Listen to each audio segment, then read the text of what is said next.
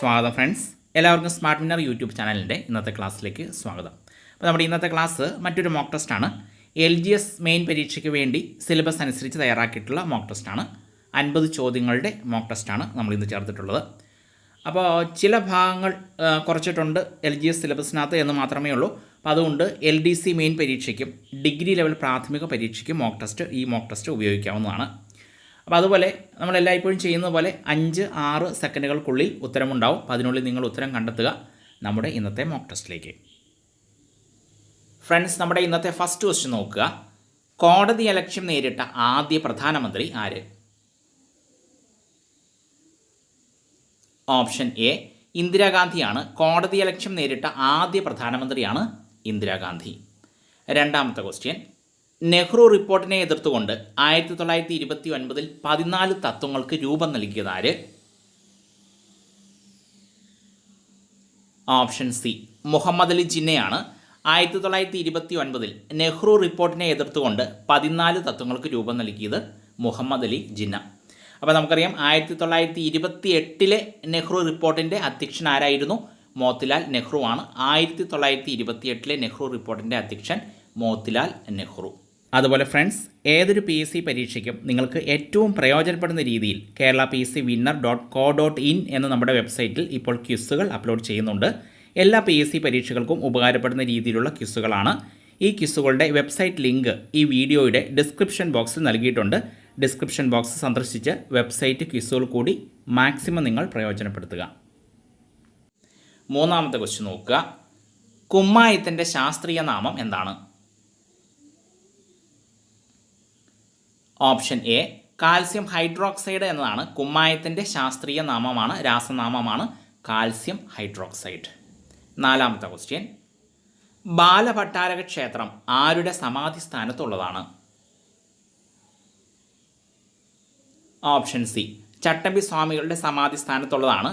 ബാലഭട്ടാരക ക്ഷേത്രം ചട്ടമ്പി സ്വാമികളുടെ സമാധി സ്ഥാനത്തുള്ളതാണ്. അപ്പോൾ നമുക്കറിയാം ശ്രീ ഭട്ടാരകൻ, ശ്രീ ബാലഭട്ടാരകൻ എന്നീ പേരുകളിൽ അറിയപ്പെടുന്ന നവോത്ഥാന നായകൻ ആരാണ്? ചട്ടമ്പി സ്വാമികളാണ്. ശ്രീ ഭട്ടാരകൻ, ശ്രീ ബാലഭട്ടാരകൻ എന്നിങ്ങനെ അറിയപ്പെടുന്നത്. അതുപോലെ ഷൺമുഖദാസൻ, സർവ്വവിദ്യാധിരാജ, പിന്നെ അതുപോലെ കാഷായം ധരിക്കാത്ത സന്യാസി, കാവിയും കമണ്ഡലവും ഇല്ലാത്ത സന്യാസി എന്നിങ്ങനെയെല്ലാം അറിയപ്പെടുന്നത് ചട്ടമ്പി സ്വാമികളാണ്. ഷൺമുഖദാസൻ എന്നും സർവ്വവിദ്യാധിരാജ എന്നും അറിയപ്പെടുന്നത് ചട്ടമ്പി സ്വാമികളാണ്. അതുപോലെ കാഷായം ധരിക്കാത്ത സന്യാസി, കാവിയും കമണ്ഡലവും ഇല്ലാത്ത സന്യാസി ഇങ്ങനെ അറിയപ്പെടുന്നതും ചട്ടമ്പി സ്വാമികൾ. അഞ്ചാമത്തെ ക്വസ്റ്റ്യൻ നോക്കുക. പ്രകൃതിയിലെ ഏറ്റവും ദുർബലമായ ബലം ഏത്? ഓപ്ഷൻ സി ഗുരുത്വാകർഷണ ബലമാണ്. പ്രകൃതിയിലെ ഏറ്റവും ദുർബലമായ ബലമാണ് ഗുരുത്വാകർഷണ ബലം. ഇനി അപ്പോൾ അങ്ങനെയാണെങ്കിൽ പ്രകൃതിയിലെ ഏറ്റവും ശക്തമായ ബലം ഏതാണ്? ന്യൂക്ലിയർ ബലമാണ്. പ്രകൃതിയിലെ ഏറ്റവും ശക്തമായ ബലം ന്യൂക്ലിയർ ബലവും പ്രകൃതിയിലെ ഏറ്റവും ദുർബലമായ ബലം ഗുരുത്വാകർഷണ ബലവുമാണ്. ആറാമത്തെ ക്വസ്റ്റ്യൻ, വേമ്പനാട്ട് കായലിൻ്റെ തീരത്ത് സ്ഥിതി ചെയ്യുന്ന പക്ഷിസങ്കേതം ഏത്? ഓപ്ഷൻ സി കുമരകം പക്ഷിസങ്കേതമാണ്. വേമ്പനാട്ട് കായലിൻ്റെ തീരത്ത് സ്ഥിതി ചെയ്യുന്ന പക്ഷിസങ്കേതമാണ് കുമരകം പക്ഷിസങ്കേതം, കോട്ടയം ജില്ല. ഇനി അതുപോലെ ബേക്കേഴ്സ് എസ്റ്റേറ്റ് എന്നറിയപ്പെടുന്ന പക്ഷിസങ്കേതം ഏതാണ്? കുമരകം പക്ഷിസങ്കേതമാണ്. ബേക്കേഴ്സ് എസ്റ്റേറ്റ് എന്നറിയപ്പെടുന്ന പക്ഷിസങ്കേതമാണ് കുമരകം പക്ഷിസങ്കേതം. ഏഴാമത്തെ ക്വസ്റ്റ്യൻ നോക്കുക. കേരള പുലയ മഹാസഭ KPMS സ്ഥാപിച്ചതാര്? ഓപ്ഷൻ സി PK ചാത്തൻ മാസ്റ്ററാണ്. കേരള പുലയ മഹാസഭ KPMS സ്ഥാപിച്ചത് PK ചാത്തൻ മാസ്റ്റർ, അയ്യങ്കാളിയല്ല. അപ്പോൾ ഈ PK ചാത്തൻ മാസ്റ്റർ ഏതു വർഷമാണ് കേരള പുലയ മഹാസഭ സ്ഥാപിച്ചത്? 1970 KPMS PK ചാത്തൻ മാസ്റ്റർ സ്ഥാപിച്ചത് 1970. അതുപോലെ നമുക്കറിയാം കേരളത്തിലെ ആദ്യ മന്ത്രിസഭയിൽ തദ്ദേശ സ്വയംഭരണ പട്ടികജാതി ക്ഷേമ വകുപ്പ് മന്ത്രിയായിരുന്നു ആര്? PK Chathan master. കേരളത്തിലെ ആദ്യ മന്ത്രിസഭയിൽ തദ്ദേശ സ്വയംഭരണ പട്ടികജാതി ക്ഷേമ വകുപ്പ് മന്ത്രിയായിരുന്നു PK ചാത്തൻ മാസ്റ്റർ. എട്ടാമത്തെ ക്വസ്റ്റ്യൻ, 1876 ഇന്ത്യൻ അസോസിയേഷൻ സ്ഥാപിതമായത് എവിടെ? ഓപ്ഷൻ ഡി കൊൽക്കത്തയിലാണ്. 1876 ഇന്ത്യൻ അസോസിയേഷൻ സ്ഥാപിതമായത് കൊൽക്കത്തയിൽ. ഒൻപതാമത്തെ ക്വസ്റ്റ്യൻ നോക്കുക. മാഡം ഭിക്കാജി കാമ ഇന്ത്യൻ ദേശീയ പതാക ജർമ്മനിയിൽ ഉയർത്തിയ വർഷമേത്? ഓപ്ഷൻ സി 1907 മാഡം ഭിക്കാജി കാമ ഇന്ത്യൻ ദേശീയ പതാക ജർമ്മനിയിൽ ഉയർത്തിയ വർഷമാണ് 1907. അപ്പോൾ അങ്ങനെ ഒരു വിദേശ മണ്ണിൽ ഇന്ത്യയുടെ ദേശീയ പതാക ഉയർത്തിയ ആദ്യ വനിത ആരാണ്? മാഡം ഭിക്കാജി കാമയാണ്. ഒരു വിദേശ മണ്ണിൽ ഇന്ത്യയുടെ ദേശീയ പതാക ആദ്യമായിട്ട് ഉയർത്തിയ വനിതയാണ് മാഡം ഭിക്കാജി കാമ. ജർമ്മനിയിലെ സ്റ്റുട്ട്ഗർട്ടിലാണ് 1907 മാഡം ഭിക്കാജി കാമ ഇന്ത്യയുടെ ദേശീയ പതാക ഉയർത്തിയത്. 10ാമത്തെ ക്വസ്റ്റ്യൻ നോക്കുക. ക്യുസാറ്റ് ഏതു മേഖലയുമായി ബന്ധപ്പെട്ടിരിക്കുന്നു? ഓപ്ഷൻ ഡി ശാസ്ത്ര സാങ്കേതിക മേഖലയുമായിട്ട് ബന്ധപ്പെട്ടിരിക്കുന്നു. ക്യുസാറ്റ് ശാസ്ത്ര സാങ്കേതിക മേഖലയുമായിട്ട് ബന്ധപ്പെട്ടിരിക്കുന്നു. അപ്പോൾ ക്യുസാറ്റ് എന്താണെന്ന് നമുക്കറിയാം.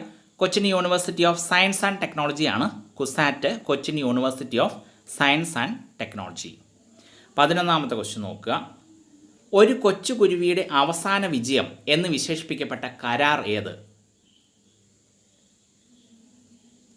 ഓപ്ഷൻ ഡി താഷ്കൻഡ് കരാറാണ്. ഒരു കൊച്ചു കുരുവിയുടെ അവസാന വിജയം എന്ന് വിശേഷിപ്പിക്കപ്പെട്ട കരാറാണ് താഷ്കൻഡ് കരാർ.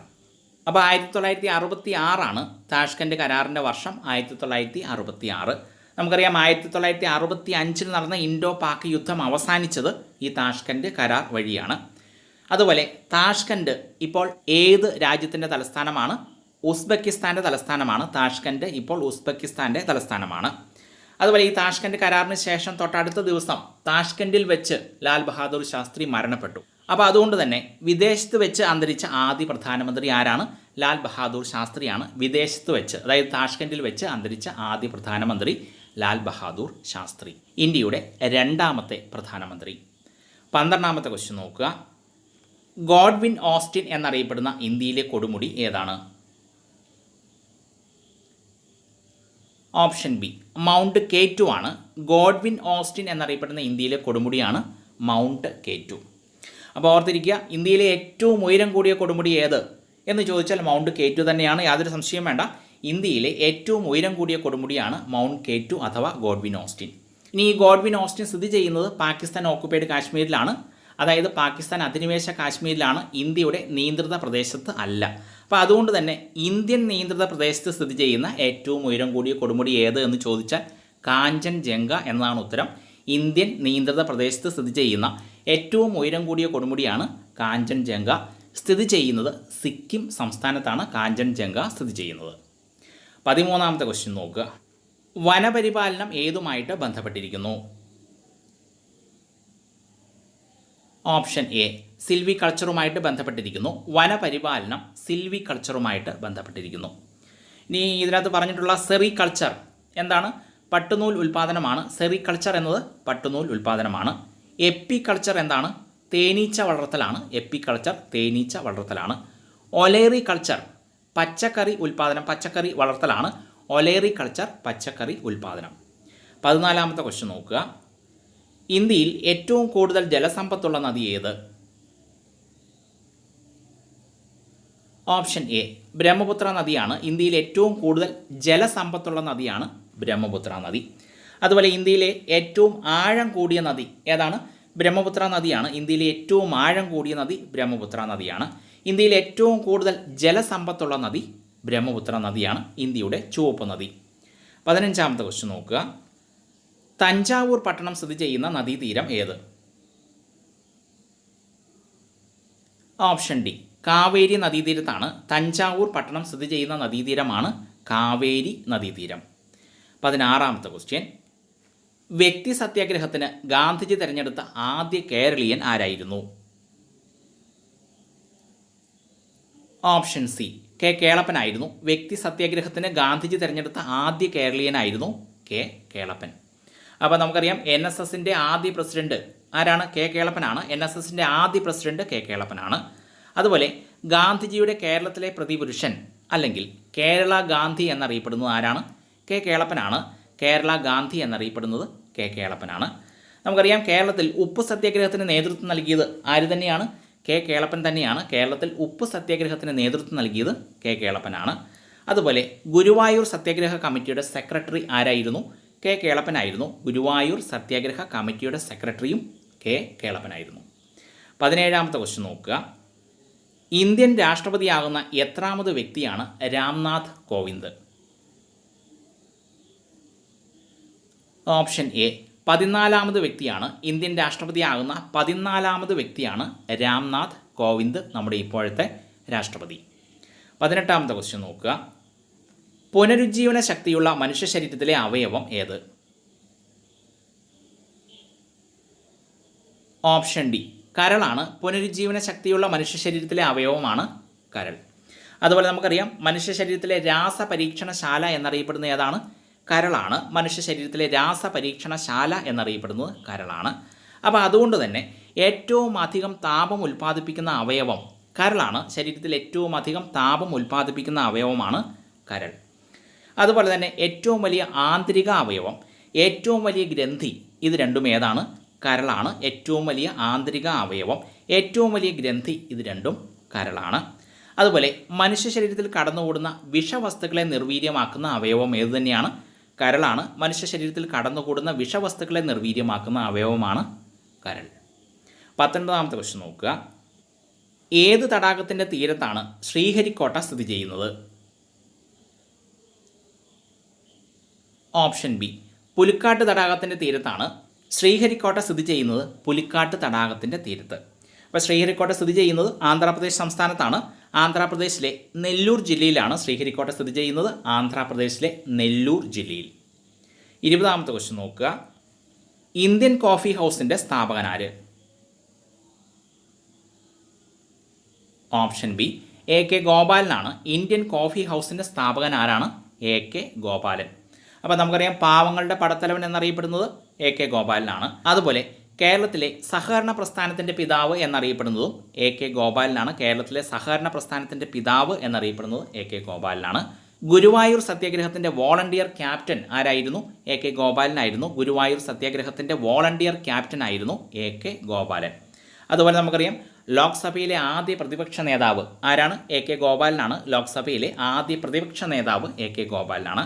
അതുപോലെ കരുതൽ തടങ്കൽ നിയമപ്രകാരം അറസ്റ്റിലായ ആദ്യ വ്യക്തി ആര് തന്നെയാണ്? എ കെ ഗോപാലനാണ്. കരുതൽ തടങ്കൽ നിയമപ്രകാരം അറസ്റ്റിലായ ആദ്യ വ്യക്തിയാണ് എ കെ ഗോപാലൻ. 21ാമത്തെ ക്വസ്റ്റ്യൻ നോക്കുക. ഓസോൺ പാളിയിൽ വിള്ളലുണ്ടാക്കുന്ന വാതകം ഏത്? Option D chlorofluorocarbon ആണ്. CFC ആണ്. ഓസോൺ പാളിയിൽ വിള്ളലുണ്ടാക്കുന്ന വാതകമാണ് ക്ലോറോ ഫ്ലൂറോ കാർബൺ. അതുപോലെ ഈ ഓസോൺ പാളി കാണുന്നത് ഏത് അന്തരീക്ഷ പാളിയിലാണ്? ഭൂമിയിൽ നിന്ന് രണ്ടാമത്തെ അന്തരീക്ഷ പാളിയായ സ്ട്രാറ്റോസ്ഫിയറിലാണ് ഓസോൺ പാളി കാണുന്നത്. സ്ട്രാറ്റോസ്ഫിയറിൽ, രണ്ടാമത്തെ അന്തരീക്ഷ പാളിയിൽ. 22ാമത്തെ ക്വസ്റ്റ്യൻ നോക്കുക. അച്ചുതണ്ടിൻ്റെ ചെരിവ് ഏറ്റവും കൂടുതലുള്ള ഗ്രഹം ഏത്? ഓപ്ഷൻ ഡി യുറാനസ് ആണ്. അച്ചുതണ്ടിൻ്റെ ചെരിവ് ഏറ്റവും കൂടുതലുള്ള ഗ്രഹമാണ് യുറാനസ്. അപ്പോൾ ഈ യുറാനസിൻ്റെ അച്ചുതണ്ടിൻ്റെ ചെരിവ് എത്ര ഡിഗ്രിയാണ്? 98 ഡിഗ്രിയാണ്. യുറാനസിൻ്റെ അച്ചുതണ്ടിൻ്റെ ചരിവാണ് 98 ഡിഗ്രി. അപ്പോൾ അതുകൊണ്ടാണ് ഉരുളുന്ന ഗ്രഹം, അതുപോലെ തന്നെ കിടക്കുന്ന ഗ്രഹം എന്നൊക്കെ അറിയപ്പെടുന്നത് ഏത് ഗ്രഹമാണ്? യുറാനസ് ആണ്. അച്ചുതണ്ടിൻ്റെ ചരിവ് ഏറ്റവും കൂടുതലായതുകൊണ്ട്, 90 ഡിഗ്രിക്കും അപ്പുറമായതുകൊണ്ട് ഉരുളുന്ന ഗ്രഹമെന്നും കിടക്കുന്ന ഗ്രഹം എന്നീ പേരുകളിൽ അല്ലെങ്കിൽ എന്നീ വിശേഷണങ്ങളുള്ളത് യുറാനസിനാണ്. അതുപോലെ ധ്രുവപ്രദേശങ്ങൾ സൂര്യന് അഭിമുഖമായി വരുന്ന ഗ്രഹം എന്ന് അറിയപ്പെടുന്നതും ഏതു തന്നെയാണ്? യുറാനസ് ആണ്. ധ്രുവപ്രദേശങ്ങൾ സൂര്യന് അഭിമുഖമായി വരുന്ന ഗ്രഹം എന്ന് അറിയപ്പെടുന്നതും യുറാനസ് ആണ്. കാരണം എന്താണ്? ഇത് സെയിം കാരണമാണ്. അച്ചുതണ്ടിൻ്റെ ചെരിവ് ഏറ്റവും കൂടുതലുള്ളതുകൊണ്ടാണ് യുറാനസ് ധ്രുവപ്രദേശങ്ങൾ സൂര്യന് അഭിമുഖമായി വരുന്ന ഗ്രഹം എന്ന് അറിയപ്പെടുന്നത്.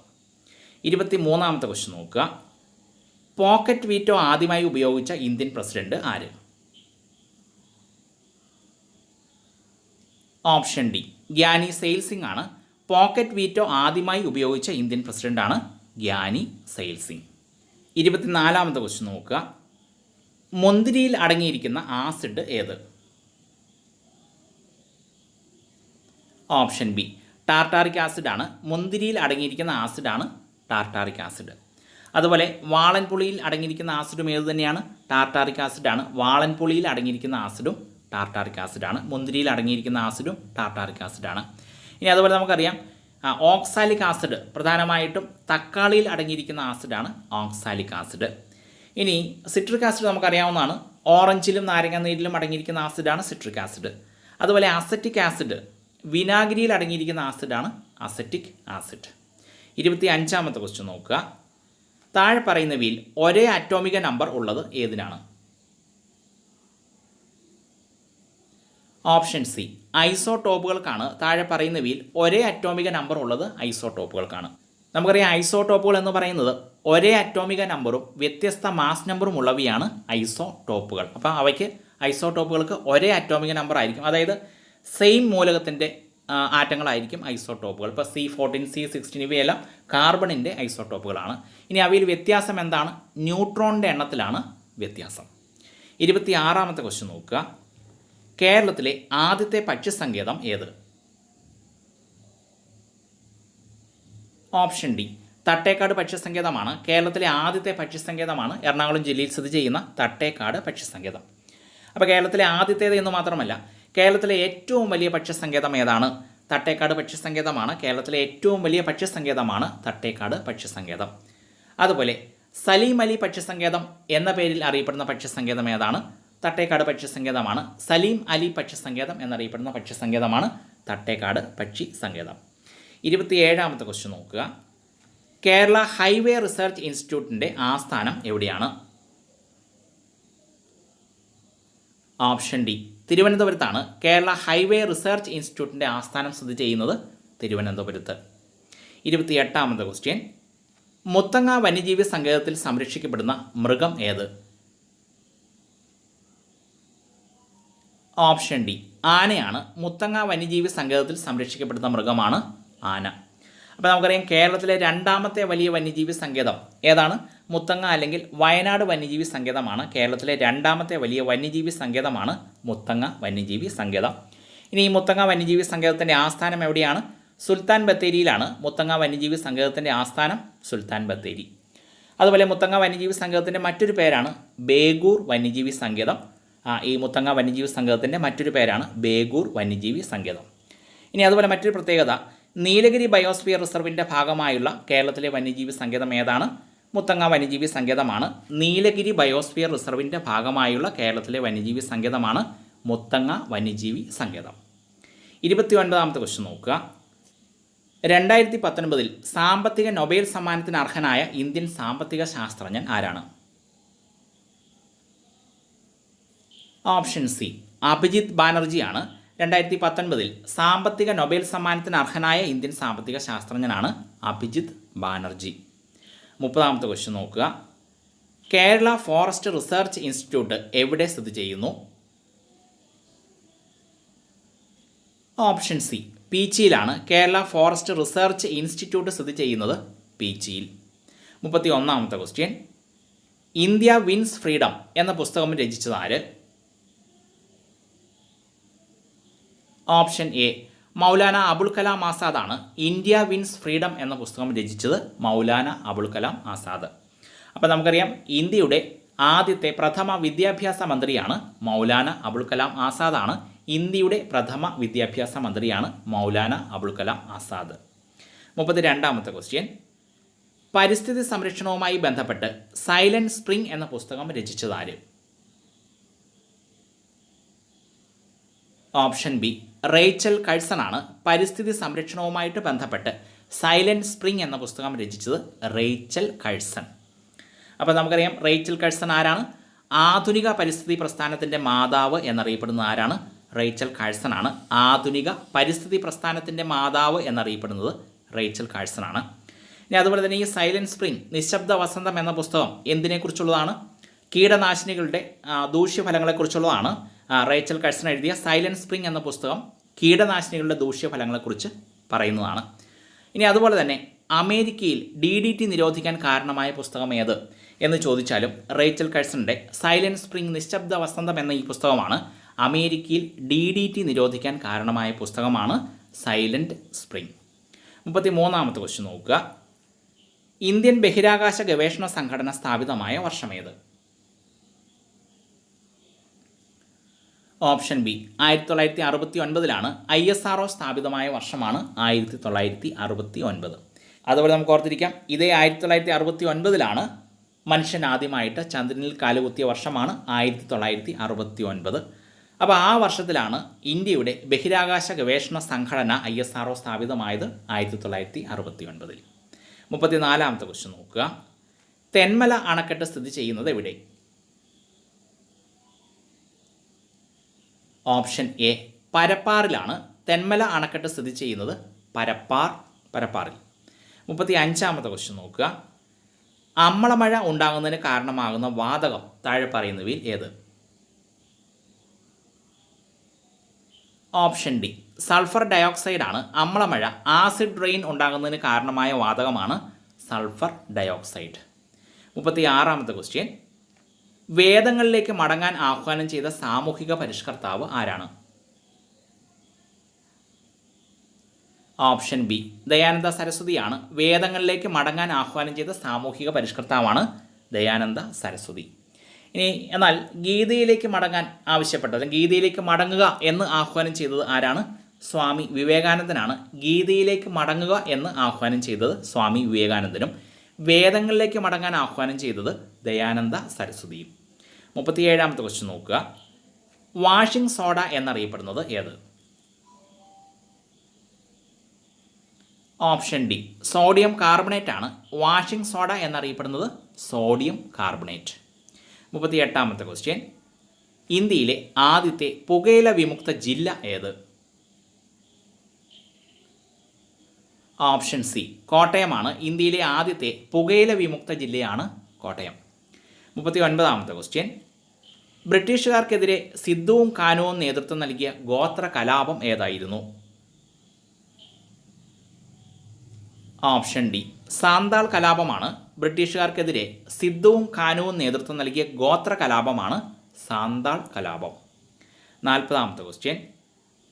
ഇന്ത്യയിലെ ഏറ്റവും ചെറിയ കേന്ദ്രഭരണ പ്രദേശം ഏത്?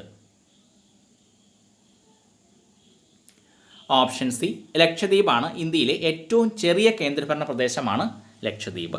ഇനി അതുപോലെ ഇന്ത്യയിലെ ഏറ്റവും വലിയ കേന്ദ്രഭരണ പ്രദേശം ഏതാണ്? ലഡാക്കാണ്. ഇന്ത്യയിലെ ഏറ്റവും വലിയ കേന്ദ്രഭരണ പ്രദേശമാണ് ലഡാക്ക്, ചെറുത് ലക്ഷദ്വീപും.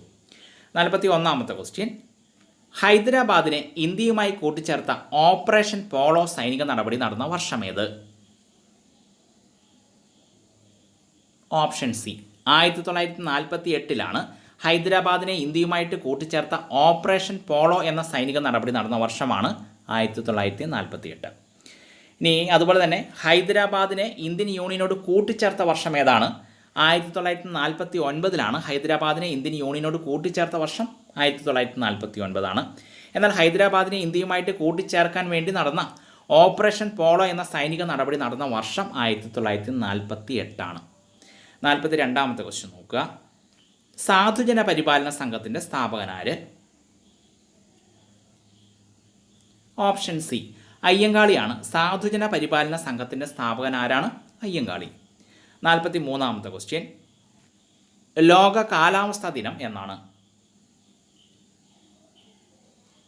ഓപ്ഷൻ ബി മാർച്ച് 23 ലോക കാലാവസ്ഥാ ദിനമാണ് മാർച്ച് 23. 44ാമത്തെ ക്വസ്റ്റ്യൻ നോക്കുക. മദ്യനിരോധനം നടപ്പിലാക്കണമെന്ന് അനുശാസിക്കുന്ന ഭരണഘടനാ വകുപ്പ് ഏതാണ്? ഓപ്ഷൻ എ അനുച്ഛേദം 47 മദ്യനിരോധനം നടപ്പിലാക്കണമെന്ന് അനുശാസിക്കുന്ന ഭരണഘടനാ വകുപ്പാണ് അനുച്ഛേദം 47. 45ാമത്തെ ക്വസ്റ്റ്യൻ. വിൽസൺസ് രോഗം ഏത് ലോഹവുമായിട്ട് ബന്ധപ്പെട്ടിരിക്കുന്നു? ഓപ്ഷൻ എ ചെമ്പുമായിട്ട് ബന്ധപ്പെട്ടിരിക്കുന്നു. വിൽസൺസ് രോഗം ഏത് ലോഹവുമായിട്ട് ബന്ധപ്പെട്ടിരിക്കുന്നു? ചെമ്പുമായിട്ട് ബന്ധപ്പെട്ടിരിക്കുന്നു. 46ാമത്തെ ക്വസ്റ്റ്യൻ നോക്കുക. അസ്ഥികളെക്കുറിച്ചുള്ള പഠനം ഏതു പേരിൽ അറിയപ്പെടുന്നു? ഓപ്ഷൻ സി ഓസ്റ്റിയോളജി എന്നതാണ്. അസ്ഥികളെക്കുറിച്ചുള്ള പഠനമാണ് ഓസ്റ്റിയോളജി. ഇനി അതുപോലെ നമുക്കറിയാം ഇവിടെ പറഞ്ഞിരിക്കുന്ന ഒഡൻറ്റോളജി എന്തിനെക്കുറിച്ചുള്ള പഠനമാണ്? ഒഡൻറ്റോളജി പല്ലുകളെക്കുറിച്ചുള്ള പഠനമാണ് ഒഡൻറ്റോളജി.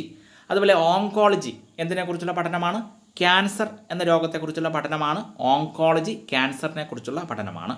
ഓഫ്താൽമോളജി നമുക്കറിയാം കണ്ണിനെക്കുറിച്ചുള്ള പഠനമാണ് ഓഫ്താൽമോളജി. 47ാമത്തെ ക്വസ്റ്റ്യൻ. ഇന്ത്യയിൽ സ്വദേശി പ്രസ്ഥാനം ഉദയം ചെയ്തത് ഏത് വൈസ്രോയിയുടെ കാലത്താണ്? ഓപ്ഷൻ ഡി കഴ്സൺ പ്രഭുവിൻ്റെ കാലത്താണ് ഇന്ത്യയിൽ സ്വദേശി പ്രസ്ഥാനം ഉദയം ചെയ്തത് കഴ്സൺ പ്രഭുവിൻ്റെ കാലത്താണ്. കാരണം നമുക്കറിയാം 1905 കഴ്സൺ പ്രഭു ബംഗാൾ വിഭജനം നടപ്പിലാക്കിയത്. അപ്പോൾ ഈ ബംഗാൾ വിഭജനവുമായിട്ട് ഉയർന്നു വന്ന ദേശീയ പ്രസ്ഥാനമാണ് സ്വദേശി പ്രസ്ഥാനം. അപ്പോൾ അതുകൊണ്ട് തന്നെ സ്വദേശി പ്രസ്ഥാനം ഉദയം ചെയ്തത് ഏത് വൈസ്രോയുടെ കാലത്താണ്? കഴ്സൺ പ്രഭുവിൻ്റെ കാലത്താണ്. 48ാമത്തെ ക്വസ്റ്റ്യൻ നോക്കുക. 1947 മുൻപ് ഇന്ത്യൻ ദേശീയ പതാകയിലെ ചിഹ്നം ഏതായിരുന്നു? Option B ചർക്കയായിരുന്നു. 1947 മുൻപ് ഇന്ത്യൻ ദേശീയ പതാകയിലെ ചിഹ്നമായിരുന്നു ചർക്ക. നമുക്കറിയാം ഇപ്പോൾ ഇന്ത്യൻ ദേശീയ പതാകയിലെ ചിഹ്നം ഏതാണ്? 24 ആരക്കാലുകളോട് കൂടിയ അശോക ചക്രമാണ്. ഇപ്പോൾ ഇന്ത്യൻ ദേശീയ പതാകയിലെ നടുവിലുള്ള ചിഹ്നമാണ് അശോക ചക്രം. 49ാമത്തെ ക്വസ്റ്റ്യൻ നോക്കുക. ഇന്ത്യൻ ദേശീയ പ്രസ്ഥാനത്തിൻ്റെ വന്യവയോധിക എന്നറിയപ്പെടുന്നത് ആര്? ഓപ്ഷൻ എ ആനി ബസന്റ് ആണ്. ഇന്ത്യൻ ദേശീയ പ്രസ്ഥാനത്തിൻ്റെ വന്യവയോധിക എന്നറിയപ്പെടുന്നത് ആരാണ്? Annie Besant. 50ാമത്തെ ക്വസ്റ്റ്യൻ നോക്കുക, ലാസ്റ്റ് ക്വസ്റ്റ്യൻ. ഇന്ത്യൻ ആസൂത്രണ കമ്മീഷൻ്റെ പ്രഥമ അധ്യക്ഷൻ ആരായിരുന്നു? ഓപ്ഷൻ സി ജവഹർലാൽ നെഹ്റു ആയിരുന്നു. ഇന്ത്യൻ ആസൂത്രണ കമ്മീഷൻ്റെ പ്രഥമ അധ്യക്ഷനായിരുന്നു ജവഹർലാൽ നെഹ്റു. അപ്പോൾ അധ്യക്ഷനുമുണ്ട്, ഉപാധ്യക്ഷനുമുണ്ട്. അപ്പോൾ എപ്പോഴും ആസൂത്രണ കമ്മീഷൻ അല്ലെങ്കിൽ നീതി ആയോഗിൻ്റെയൊക്കെ അധ്യക്ഷൻ എല്ലായ്പ്പോഴും ആരായിരിക്കും? പ്രധാനമന്ത്രിയായിരിക്കും. അപ്പോൾ ഇവിടെ ചോദിച്ചിരിക്കുന്നത് ഇന്ത്യൻ ആസൂത്രണ കമ്മീഷൻ്റെ പ്രഥമ അധ്യക്ഷൻ ആരായിരുന്നു? അപ്പോൾ പ്രധാനമന്ത്രി ജവഹർലാൽ നെഹ്റു ആണ്. ഇന്ത്യൻ ആസൂത്രണ കമ്മീഷൻ്റെ പ്രഥമ അധ്യക്ഷനാണ് ജവഹർലാൽ നെഹ്റു. ഇനി അതുപോലെ അവസാന അധ്യക്ഷൻ ആരായിരുന്നു? നരേന്ദ്രമോദിയാണ്. ഇന്ത്യൻ ആസൂത്രണ കമ്മീഷൻ്റെ അവസാന അധ്യക്ഷൻ നരേന്ദ്രമോദിയാണ്. കാരണം നരേന്ദ്രമോദിയാണ് ഈ ഇന്ത്യൻ ആസൂത്രണ കമ്മീഷൻ വേണ്ടാന്ന് വെച്ചിട്ട് അതിന് പകരമായിട്ട് നീതി ആയോഗ് കൊണ്ടുവന്നത്. അപ്പോൾ അതുകൊണ്ട് തന്നെ ഇന്ത്യൻ ആസൂത്രണ കമ്മീഷൻ്റെ അവസാന അധ്യക്ഷൻ നരേന്ദ്രമോദി, നീതി ആയോഗിൻ്റെ ആദ്യ അധ്യക്ഷൻ നരേന്ദ്രമോദി. ഇനി അതുപോലെ തന്നെ നമ്മൾ ഓർത്തിരിക്കുക, ആസൂത്രണ കമ്മീഷൻ്റെ ആദ്യ ഉപാധ്യക്ഷൻ ആരായിരുന്നു? ഗുൽസാരിലാൽ നന്ദയായിരുന്നു. ആസൂത്രണ കമ്മീഷൻ്റെ ആദ്യ ഉപാധ്യക്ഷൻ ഗുൽസാരിലാൽ നന്ദയും അവസാന ഉപാധ്യക്ഷനായിരുന്നു മോണ്ടേക് സിംഗ് അലുവാലിയ. Okay friends. അതുപോലെ ഫ്രണ്ട്സ്, ഏതൊരു PSC പരീക്ഷയ്ക്കും നിങ്ങൾക്ക് ഏറ്റവും പ്രയോജനപ്പെടുന്ന രീതിയിൽ kerala.pscwinner.co.in എന്ന നമ്മുടെ വെബ്സൈറ്റിൽ ഇപ്പോൾ ക്വിസുകൾ അപ്ലോഡ് ചെയ്യുന്നുണ്ട്. എല്ലാ PSC പരീക്ഷകൾക്കും ഉപകാരപ്പെടുന്ന രീതിയിലുള്ള ക്വിസുകളാണ്. ഈ ക്വിസുകളുടെ വെബ്സൈറ്റ് ലിങ്ക് ഈ വീഡിയോയുടെ ഡിസ്ക്രിപ്ഷൻ ബോക്സിൽ നൽകിയിട്ടുണ്ട്. ഡിസ്ക്രിപ്ഷൻ ബോക്സ് സന്ദർശിച്ച് വെബ്സൈറ്റ് ക്വിസുകൾ കൂടി മാക്സിമം നിങ്ങൾ പ്രയോജനപ്പെടുത്തുക.